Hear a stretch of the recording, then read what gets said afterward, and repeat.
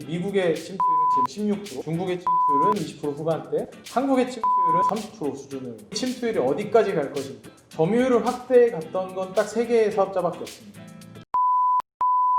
침투율 기준으로는 세계 1위 라이브 커머스의 좀 부상?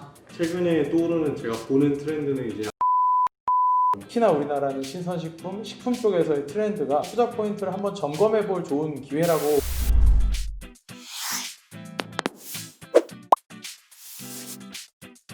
안녕하세요. 월간 이슈로 찾아뵙게 된 국내 운영팀의 피터입니다. 네, 저는 해외 운영팀의 브레이스라고 하고요. 네, 저는 해외 운영팀에서 브레시랑 같이 운영하고 있는 준이라고 합니다. 네, 오늘은 저희가 온라인 쇼핑에 대해서 좀 이야기를 해보려고 합니다. 저희가 근데 이렇게 3명이나 함께 자리를 하고 있는 이유가 한국과 중국과 미국의 상황에 대해서 각각 좀 이야기를 좀 해보려고 하고요. 사실 코로나 상황이 지나면서 온라인 쇼핑에 대해서 시청자분들이 굉장히 많이 알고 계시고 생활에 좀 더 친숙해지셨을 텐데 이 내용들을 좀 데이터로 한번 정리해보고 트렌드가 어땠는지 정리해보는 시간을 가지고자 이렇게 시간을 마련하게 되었습니다. 첫 번째는 각 국가별로 온라인 쇼핑이 차지하고 있는 비중과 온라인 쇼핑 시장이 어떻게 성장을 하고 있는지 어떤 그 시장 규모를 가지고 있는지 먼저 좀 설명을 드리도록 하겠습니다. 그러면은 미국 시장부터 시작하겠습니다. 네, 먼저 미국부터 말씀드리면 미국이 아무래도 소매 시장도 워낙 크고 미국의 땅 덩어리 자체가 워낙 크다 보니까 미국은 당연히 이커머스가 상당히 많이 침투를 했겠구나 이렇게 생각하기가 상당히 쉬운데요.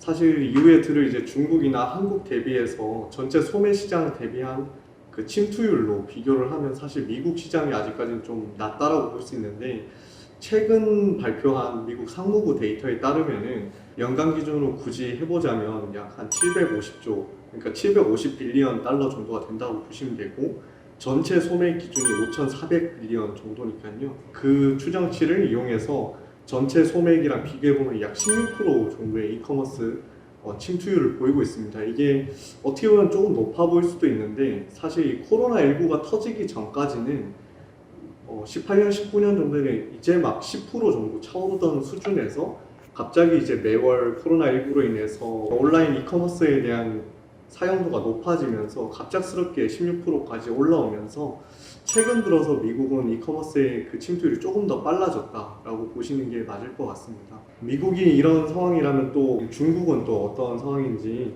브렛이 이어서 말씀해 주시면 좋을 것 같은데요.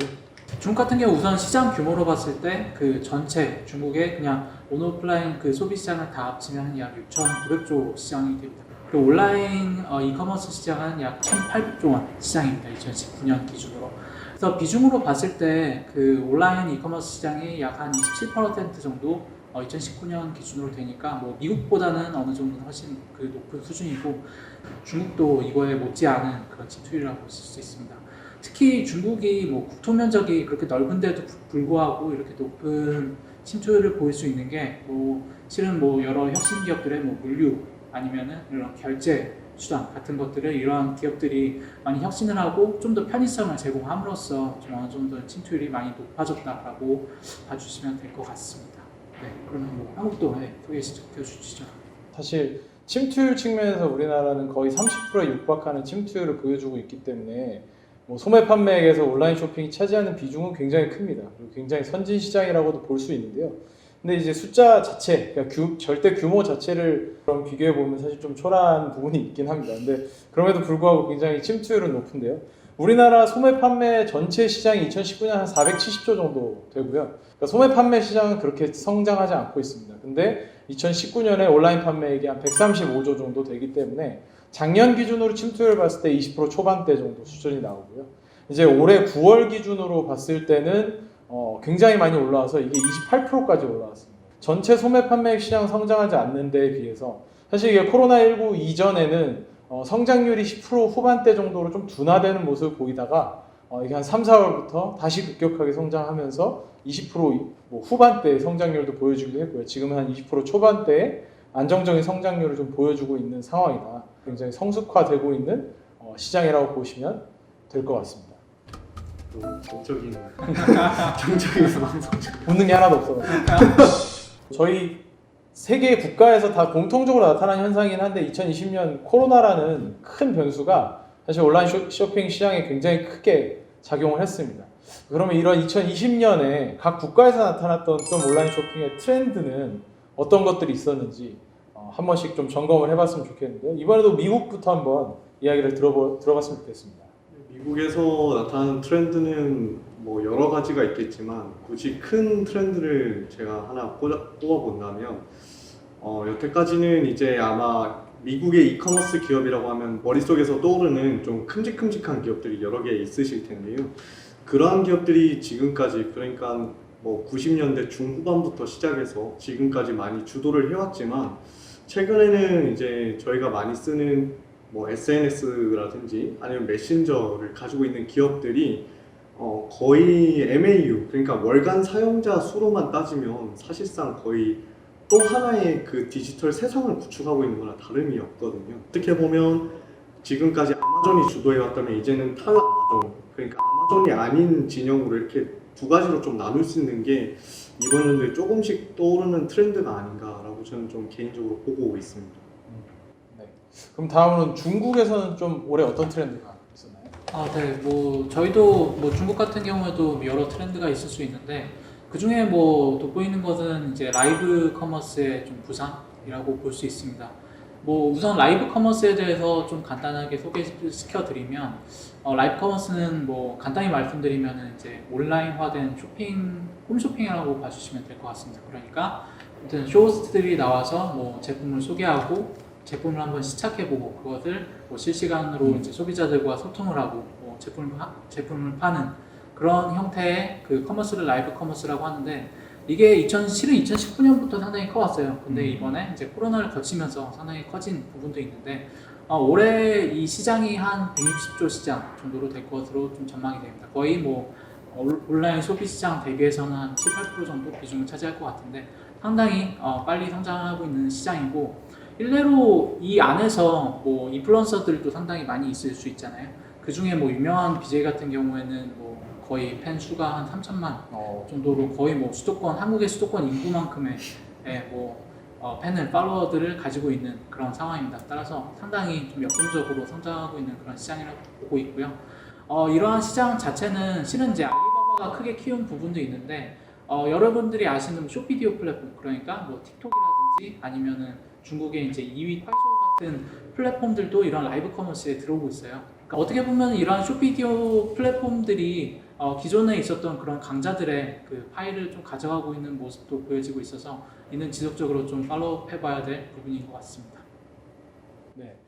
역시나 절대 금액을 들으면 굉장히 위축되긴 하는데요. 중국은 라이브 커머스면 160조인데 국내 시장은 아직 온라인 상거래 전체가 지금 150조여서 뭐 사이즈 면에서는 그런 면이 있지만 국내에도 2020년에 트렌드가 좀 명확하게 나타났던 부분들이 있습니다. 사실 뭐 미국이나 중국이나 다 마찬가지긴 한데 국내는 특히나 올해 신선식품 배송에 대한 부분이 이슈가 굉장히 많이 됐습니다. 여러 업체들이 뛰어들기도 했고 코로나로 인해서 이제 집밥이 굉장히 대세가 되다 보니까 다양한 형태로 식료품에 대한 온라인 비중이 많이 좀 올라왔는데요. 뭐 특히나 우리가 잘 알고 있는 통계청 자료에서 보면은 음식 서비스라고 나오는 부분이 있는데 이게 우리가 잘 알고 있는 뭐 배달 뭐 이런 부분인데요. 이건 거의 연간 내내 세 자릿수의 성장률을 보여주고 있던 상황이고요. 뭐 식품 같은 경우도 그냥 우리가 일반적으로 아는 음식료품, 뭐 축산품 이런 경우에도 거의 7, 80%, 뭐 많게는 90%, 100%까지의 성장을 매 달마다 전년 동월 대비해서 성장을 보여주고 있던 상황이기 때문에 굉장히 빠르게 올라왔고요.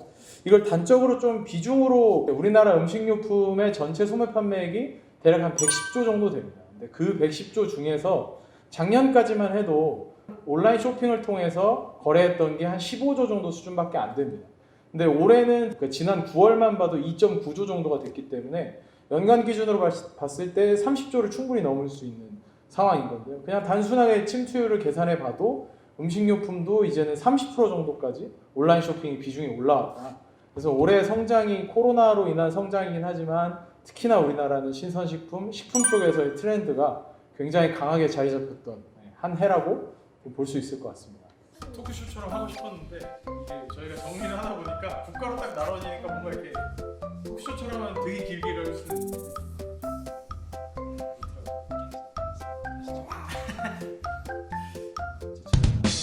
그럼 이번에는 이제 마지막으로 우리가 각 국가의 좀 경쟁 상황을 살펴봤으면 좋겠습니다. 이 성장하는 온라인 쇼핑이라는 산업이 하나의 기업이 다 독점을 하고 있고 다 가져가고 있다면 사실 우리 주식 투자자들 입장에서 굉장히 편안한 투자가 될 텐데 뭐 그런 상황은 아니니만큼 경쟁 구도를 좀 한번 정리해 보면서 내용을 마무리했으면 좋겠는데요. 미국 내용부터 한번 들어볼까요? 계속 뭐 미국을 먼저 찌르시는데 미국 제일 큰 시장이고 네, 미국은 뭐 다시 한 번 더 말씀드리면 앞서 말씀드린 내용이랑 거의 뭐 일맥상통하는 이야기라고 볼 수 있는데 최근에 떠오르는 제가 보는 트렌드는 이제 아마존과 탈아마존 그러니까 아마존과 앞서 이제 기업 이름 말씀 안 드렸지만 뭐 페이스북, 핀터레스트 아니면 그런 기업들이 여러 가지 기업들로 이렇게 나뉘게 되는데 특히 이런 기업들이 단순히 그냥 자기들이 다 하겠다라기보다는 파트너십을 해서 지금 현재 이커머스 쪽으로 나가는 추세이고요. 근데 이 기업들을 또 보아하면 아마존은 많은 기업들이 한 군데에 몰려 있는 거라면 각자의 사이트를 또 구축하는 식으로 많이 들어가 있거든요.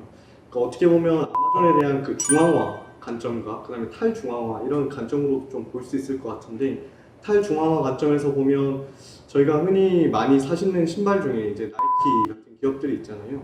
그런 기업들도 현재 이제 아마존에 들어가는 이런 전략보다는 저희가 알고 있는 신발 멀티샵 이런 곳에서도 나이키는 이제 물품을 조금씩 빼고 있는 추세라고 보시면 되거든요. 어떻게 보면 나이키는 자기들만의 영역을 구축하려고 하는 거고 이런 나이키를 포함한 뭐 그 외 다른 기업들도 자기들만의 사이트를 구축해서 다시 한번 말씀드리면 중앙화 탈중앙화 관점에서 경쟁이 조금씩 격화되고 있다라고 보시는 게 맞는 것 같습니다.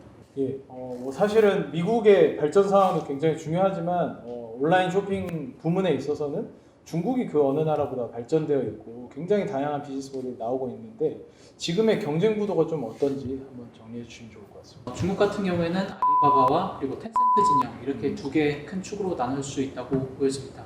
그래서 우선 이제 그 거래 기준으로 봤을 때 그 알리바바 같은 경우에는 그 플랫폼 자체에서 약 1,100조 정도 시장을 가지고 있고요. 거의 뭐 온라인 시장이 1,800조니까 뭐 이제 상당히 많은 부분을 알리바바가 가져가고 있고 그 중에 이제 주요 기업들 중에는 JD와 그리고 핀토도라는 2위와 3위 이커머스 업체들이 있는데 JD 같은 경우에는 330조 정도 거래액을 가지고 있고 핀토도 같은 경우는 상당히 고성장하고 있는 3위 업체인데 최근에 한 170조 정도 거래액을 가지고 있습니다. 따라서 이렇게 그 삼강 구도를 가지고 있는데 최근 들어서 이제 중국 정부가 그 온라인 플랫폼에 독점 규제를 하겠다라는 얘기를 하고 있습니다. 이뿐만이 아니라 아까 말씀드린 뭐 쇼피디오 플랫폼들도 뭐 이커머스라는 그런 기능들을 도입을 해서 제품을 팔고 있고 여러 가지 좀 다방면으로 좀 그 혁신이 이루어지고 있는 것 같아서 이러한 것 또한 어느 정도는 좀 관전 포인트가 될 것 같습니다.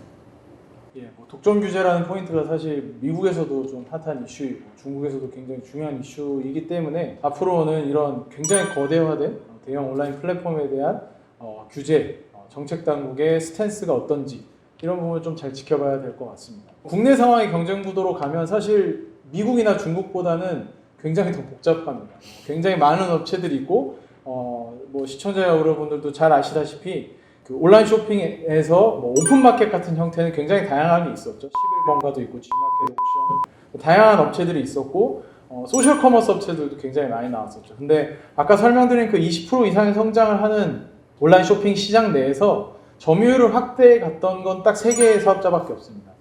네이버와 쿠팡과 카카오 이렇게 3개의 사업자만 성장을 지금 하고 있는 상황이고요. 소비자와의 접점이 확실하지 않은 기업들은 굉장히 도태를 하고 있는 좀 상황입니다. 그들이 온라인에서 판매를 한다는 그 자체만으로도 뭔가 경쟁력을 가졌던 시대는 이제 지나갔고 소비자에게 주는 실질적인 효용 뭐 네이버도 멤버십 같은 형태를 하고 있고 쿠팡 같은 경우는 굉장히 빠른 배송을 제공을 하고 있고 카카오는 또 톡테일 같은 형태로 친구들이랑 주고받는 또 선물하기 같은 형태가 있죠. 그러니까 그 각각의 플랫폼에서만 제공할 수 있는 온라인 쇼핑 형태를 띠다 보니까 또 나머지 사업자들은 좀 성장을 못하고 있는 그런 형태라고 좀 보시면 좋을 것 같습니다. 오늘은 한국과 미국과 중국의 온라인 쇼핑 시장을 살펴보면서 저희가 하나하나 좀 짚어봤고요. 2020년 코로나로 인해서 굉장히 많이 변화했던 트렌드가 어떻게 작용을 하고 있는지, 경쟁 구도는 어떤 상황인지 좀 한번 살펴봤습니다. 굉장히 뭐 상식적으로 받아들이시는 분들도 있을 거고요. 굉장히 익숙한 내용이라고 생각하시는 분들도 있겠지만 이런 내용들을 한번 살펴보고 투자 포인트를 한번 점검해 볼 좋은 기회라고 생각이 돼서 이런 컨텐츠를 기획하게 되었는데요. 아까 설명드렸다시피 미국의 침투율은 지금 16%, 네. 중국의 침투율은 20% 후반대, 한국의 침투율은 거의 뭐 30% 수준을 보여주고 있습니다. 그럼 우리가 앞으로 이 영역에 대해서, 이 산업에 대해서 좀 적절한 밸류에이션을 하기 위해서는 앞으로 이 침투율이 어디까지 갈 것인지, 각자의 생활 속에서 내가 10개를 사면 몇 개까지는 온라인으로 살 것 같은지, 이런 추정들을 하시다 보면 조금 더 의미 있는 투자 판단을 하고 장기 투자를 하실 수 있지 않을까, 그렇게 생각되는 부분이어서 시청자 여러분들도 저희와 함께 이런 부분들 잘 고민해 보면 좋을 것 같습니다. 그럼 오늘 월간 이슈는 여기서 마치도록 하겠습니다. 감사합니다.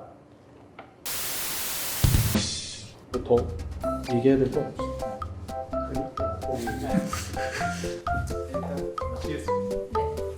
수고하셨습니다. 기억이 하게 했는데. 아,